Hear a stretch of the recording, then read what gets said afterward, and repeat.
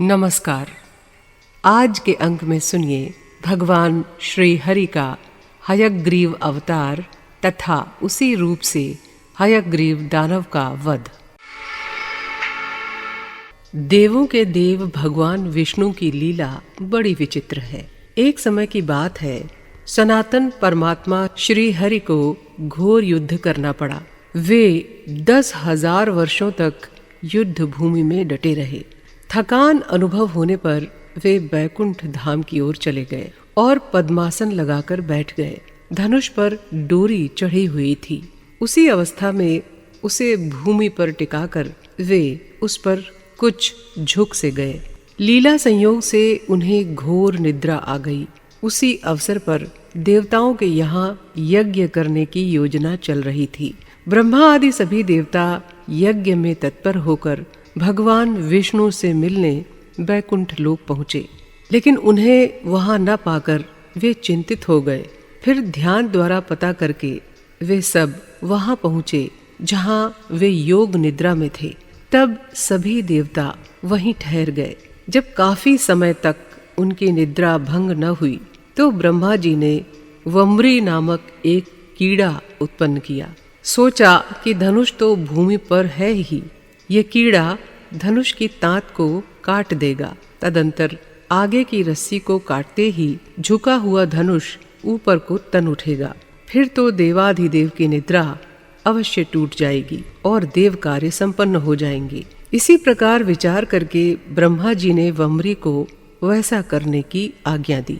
तब वम्री कीड़ा ब्रह्मा जी से बोला, अरे भगवान नारायण देवों के भी आराध्य हैं, भला उन जगत गुरु की निद्रा मैं कैसे भंग कर सकूंगा? इस धनुष की डोरी काटने से मुझे क्या लाभ होगा?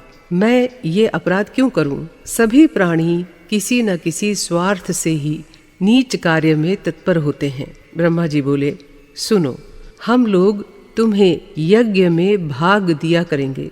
यज्ञ में हवन करते समय अगल बगल जो हविष्य गिर जाएगा वो तुम्हारा भाग है। ये समझ लो। ये निजी लाभ मानकर तुम अति शीघ्र हमारा काम कर दो। भगवान श्री हरि को जगा दो। ब्रह्मा जी के इस प्रकार कहने पर वम्री ने धनुष की प्रत्यंचा जो कि भूमि पर थी उसे खा लिया। प्रत्यंचा कटते ही दूसरी ओर की डोरी भी उसी तरह ढीली पड़ गई। उस समय बड़ा भयंकर शब्द हुआ। चारों ओर अंधकार छा गया। सूर्य की प्रभा क्षीण हो गई। फिर तो देवताओं को लगा कि पता नहीं क्या होने वाला है। भयभीत देवता ये सोच ही रहे थे कि भगवान विष्णु का मस्तक कुंडल और मुकुट सहित उड़कर कहीं चला गया। जब घोर अंधेरा छटा तब शंकर आदि देवताओं ने देखा कि श्री विष्णु का विग्रह बिना मस्तक के पड़ा हुआ है। अत्यंत दुखी होकर सभी विलाप करने लगे। हा देव, ये कैसी अनहोनी घटना घट गई। तब ब्रह्मा जी ने कहा, काल भगवान ने जैसा विधान रचा है वैसा अवश्य ही होता है। जैसे बहुत पहले काल की प्रेरणा से भगवान शंकर ने मेरा ही मस्तक काट दिया था, वैसे ही भगवान विष्णु का मस्तक धड़ से अलग होकर समुद्र में जा गिरा है।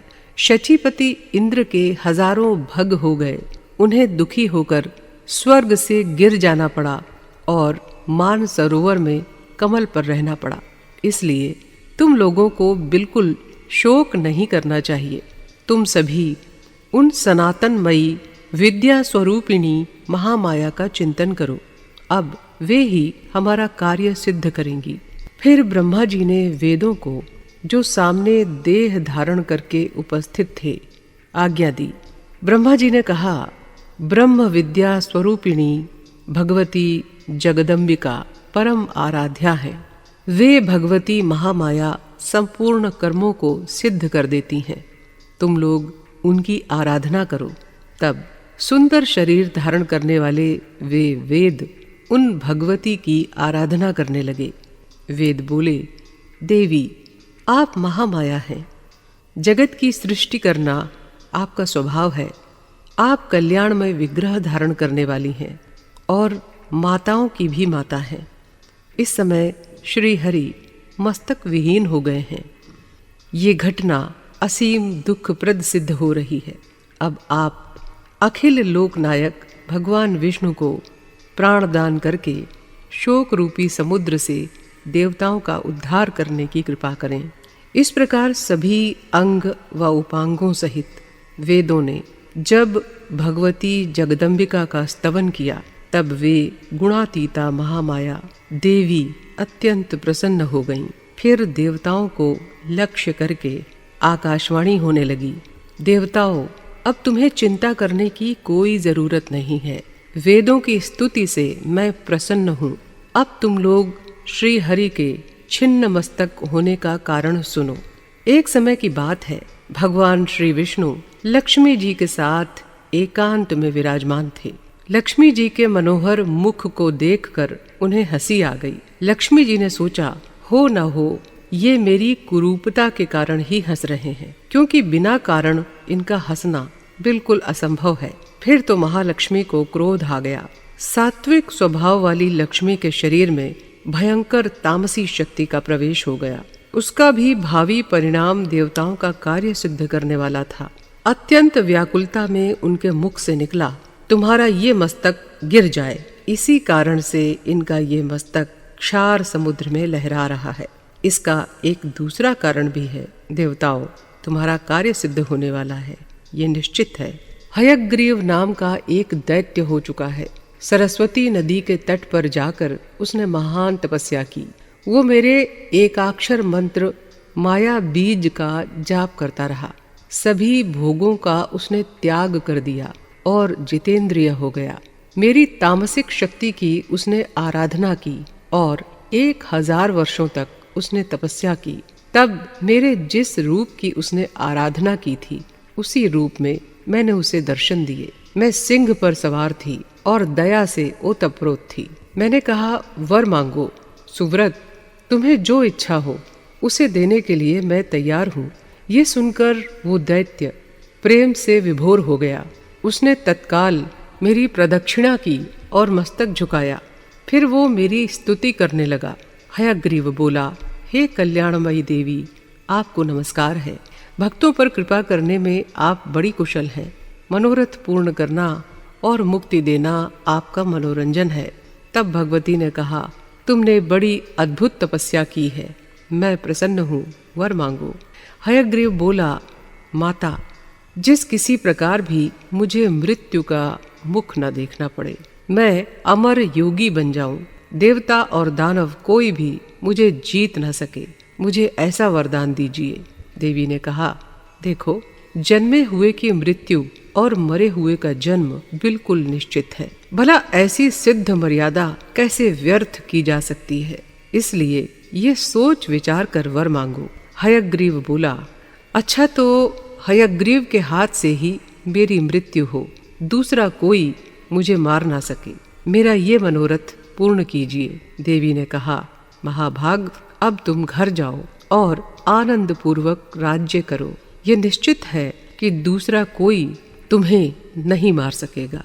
इस प्रकार उस दानव को वरदान देकर तामसी देवी वहीं अंतर्धान हो गई।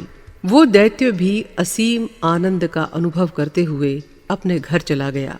वही आजकल ऋषियों, मुनियों और वेदों को तरह तरह से सता रहा है। त्रिलोकी में कोई ऐसा नहीं है जो उस पापी को मार सके। इसलिए इस घोड़े का सुंदर सिर उतारकर श्री विष्णु के धड़ से जोड़ दिया जाएगा। ये कार्य ब्रह्मा जी के हाथों संपन्न होगा। तदंतर वे ही भगवान हयग्रीव देवताओं का हित साधेंगे और उस निर्दयी दानव के प्राण हरेंगे। देवताओं से ये कहकर वो आकाशवाणी शांत हो गई। उसके बाद शिल्पी ब्रह्मा जी ने एक घोड़े का सिर उतारकर श्री हरि के मस्तकहीन धड़ से जोड़ दिया। तब तो भगवती जगदम्बिका के कृपा प्रसाद से भगवान का हयग्रीव अवतार हो गया। अवतार लेने के पश्चात बहुत वर्षों तक भगवान हयग्रीव दैत्य हयग्रीव के साथ युद्ध भूमि में डटे रहे। तब जाकर उसकी मृत्यु हुई। जो कोई भी इस कथा को सुनता या पढ़ता है, उसके सभी सांसारिक दुख नष्ट हो जाते हैं। भगवान श्री हरि के हयग्रीव अवतार की इस कथा के साथ ही आज का ये एपिसोड यहीं पूरा होता है। आपसे मिलते हैं अगले एपिसोड में। तब तक के लिए जय माता की।